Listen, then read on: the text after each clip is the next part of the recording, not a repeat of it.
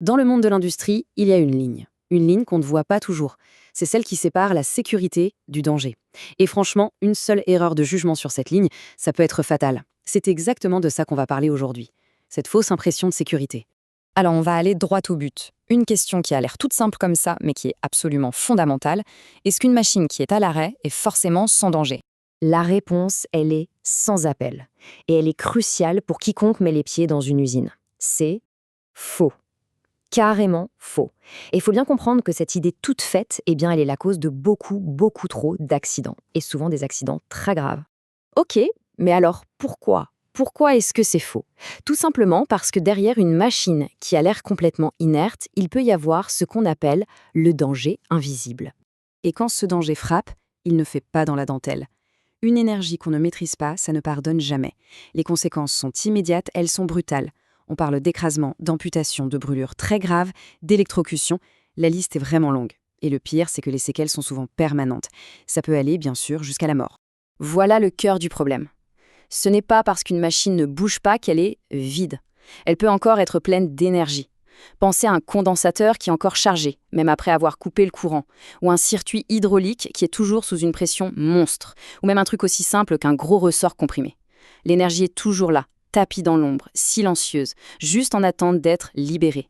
Heureusement, face à ce genre de menaces cachées, on n'est pas démunis. Il existe une procédure. Et attention, ce n'est pas juste une règle de plus sur un bout de papier. C'est une vraie clé de survie. Ça s'appelle le LOTO. LOTO, qu'est-ce que ça veut dire? C'est en acronyme anglais Lockout, Tagout. En bon français, on parle de consignation ou de condamnation et étiquetage.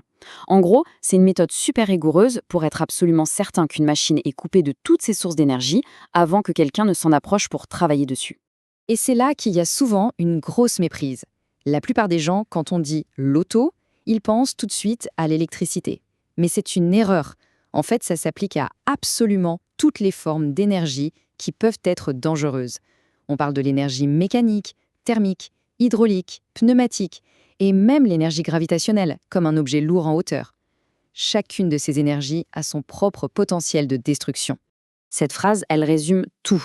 Il faut vraiment bien comprendre ça. Le but du loto, ce n'est pas de protéger la machine. Non, le but, c'est de protéger la personne qui intervient.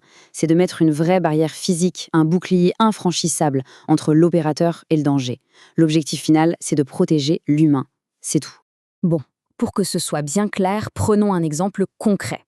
On va se concentrer sur l'un des risques les plus connus et, il faut le dire, les plus redoutables, l'électricité. Voyons voir comment le loto s'applique dans ce cas précis. Alors, pourquoi l'électricité est un si bon exemple? Parce qu'elle est incroyablement sournoise.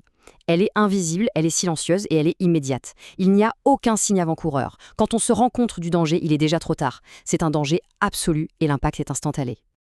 Pour se protéger de ça, il y a une séquence de gestes à suivre, une sorte de rituel de sécurité qui est d'une logique imparable. Allez, on les passe en revue. D'abord, étape 1, on sépare, on coupe physiquement l'équipement de sa source de courant. Étape 2, on condamne, on met un vrai cadenas sur le disjoncteur. Étape 3, on identifie, on met une étiquette pour dire « attention, intervention en cours ». Étape 4, on dissipe. Et enfin, l'étape cruciale, l'étape 5, celle qui change tout, c'est la fameuse VAT, la vérification d'absence de tension. C'est le moment clé. C'est ce qui fait passer d'une supposition, normalement c'est bon, j'ai coupé, à une certitude absolue. Je sais, j'ai vérifié, il n'y a aucune tension. Sans cette dernière vérification faite avec un appareil de mesure fiable, tout ce qu'on a fait avant ne sert à rien. Le danger est toujours là, bien présent. Ok, on a vu la technique. Mais maintenant, il faut vraiment voir plus loin. Parce que le loto, ce n'est pas juste une checklist qu'on suit bêtement. C'est une philosophie, une culture. C'est vraiment bien plus qu'une simple procédure. Regardez bien la différence. C'est le jour et la nuit. D'un côté, on a l'arrêt simple. On appuie sur un bouton rouge. C'est une hypothèse de sécurité. On espère que tout va bien. Le risque est toujours là, latent. Et de l'autre, on a la consignation loto. Là, ce n'est plus une hypothèse, c'est une certitude. L'énergie est physiquement bloquée. La protection est garantie. La différence n'est pas juste un détail, c'est un changement total de paradigme.